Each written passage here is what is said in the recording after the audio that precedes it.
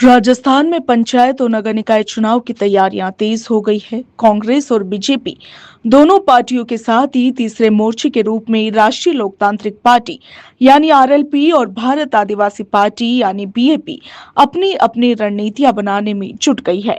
और इसी बीच अब राजस्थान में पंचायत राज और नगर निकाय चुनावों में सांसद असदुद्दीन ओवैसी की पार्टी ऑल इंडिया मजलिस ए इत्तेहादुल मुस्लिमीन यानी कि एआईएमआईएम ने अपनी पूरी ताकत के साथ उतरने का औपचारिक ऐलान कर दिया है।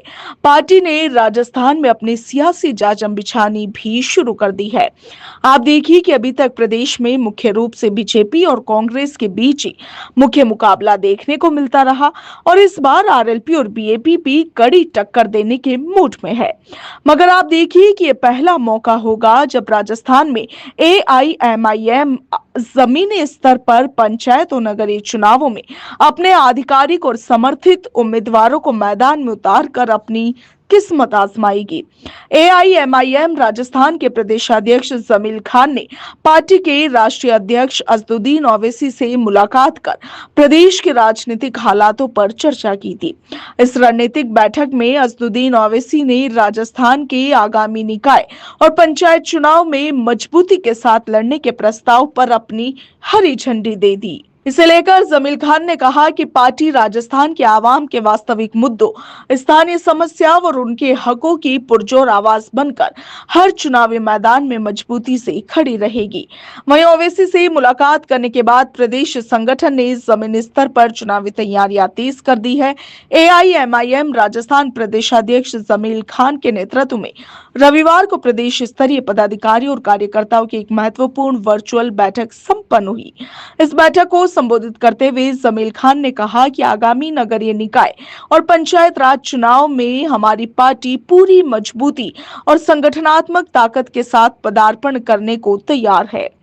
पार्टी के प्रदेश नेतृत्व ने जमीनी स्तर पर कार्यकर्ताओं को सक्रिय करने के लिए एक विस्तृत रोड मैप भी तैयार कर लिया है। एआईएमआईएम के प्रदेश प्रवक्ता एडवोकेट आरिफ मोहम्मद ने बैठक के बाद मीडिया को बताया कि प्रदेश नेतृत्व जल्द ही पूरे राजस्थान में सघन जनसंपर्क अभियान शुरू करेगा और इस अभियान के जरिए जिला स्तरीय संगठनात्मक नेतृत्व के बीच बेहतर समन्वय भी स्थापित किया जाएगा और इसके साथ ही कार्यकर्ताओं में चेतना और जागृति भी पैदा की जाएगी। पार्टी जिला और वार्ड स्तर पर जनता के बीच मजबूत पकड़ रखने वाले कार्यकर्ताओं को प्रत्याशी बनाकर मैदान में उतारा जाएगा। अब आप देखिए कि एआईएमआईएम के इस ऐलान के बाद राजस्थान की दो प्रमुख राजनीतिक पार्टियों में हलचल मच गई है, मगर इसके साथ ही सांसद हनुमान बेनीवाल की राष्ट्रीय लोकतांत्रिक पार्टी यानी कि आरएलपी और सांसद राजकुमार रोत की भारत आदिवासी पार्टी यानी कि बीएपी में भी हलचल तेज हो गई है। अब कहा यह जा रहा है कि क्या असदुद्दीन ओवैसी की पार्टी एआईएमआईएम, बीएपी और आरएलपी के लिए राजस्थान में एक बड़ी चुनौती साबित होगी, क्योंकि आप देखिए कि विशेषकर मुस्लिम बहुल और अल्पसंख्यक प्रभाव वाले इलाकों में स्थानीय निकायों में एआईएमआईएम की मौजूदगी से कांग्रेस के पारंपरिक वोट बैंक में सीधी सेंधमारी की संभावना जताई जा रही है। पार्टी का मानना है कि राजस्थान की जनता कांग्रेस और भाजपा दोनों के बारी बारी के शासन से अलग एक नया और मजबूत राजनीतिक विकल्प चाहती है। साथियों, आज ऑल इंडिया मजलिस इत्तेहादुल मुस्लिमीन की वर्चुअल मीटिंग संपन्न हुई। ये मीटिंग जनाब बैरिस्टर असदुद्दीन ओवैसी साहब के निर्देशन में जनाब प्रदेश अध्यक्ष जमील अहमद साहब के नेतृत्व में संपन्न हुई, जिसमें आगामी पंचायती चुनाव और नगरीय निकाय चुनाव के बारे में विस्तृत चर्चा की गई। इसमें एमआईएम राजस्थान ने ये डिसाइड किया कि इन ए वीक संपूर्ण राजस्थान में जनसंपर्क करेंगे और जो भी प्रदेश कमेटी है संपूर्ण कमेटी के साथ जनसंपर्क होगा। जिला अध्यक्ष और जिला प्रभारी के लिए सख्त निर्देश हैं कि वो अपने अपने क्षेत्र में जनसभाएं करें और एक्टिव मोड में रहें।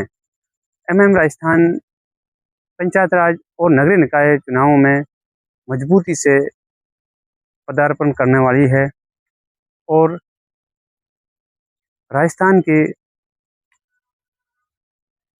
में अपना पक्ष मजबूती के साथ रखने का कदम बढ़ा रही है। साथियों, संगठन में जो चुनाव चिन्ह है एमआईएम राजस्थान का, वो पतंग ही रहेगा। ये इलेक्शन कमीशन के लिए हमने मेल कर दिया है।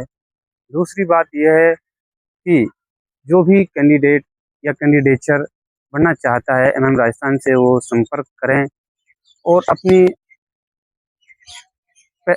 प्रथम दृष्टया अपनी कार्यवाही जारी रखें। दूसरी बात यह है कि संगठन के सभी पदाधिकारी एक्टिव मोड में रहें और एक नेतृत्व की भावना से काम करें। बहुत बहुत शुक्रिया।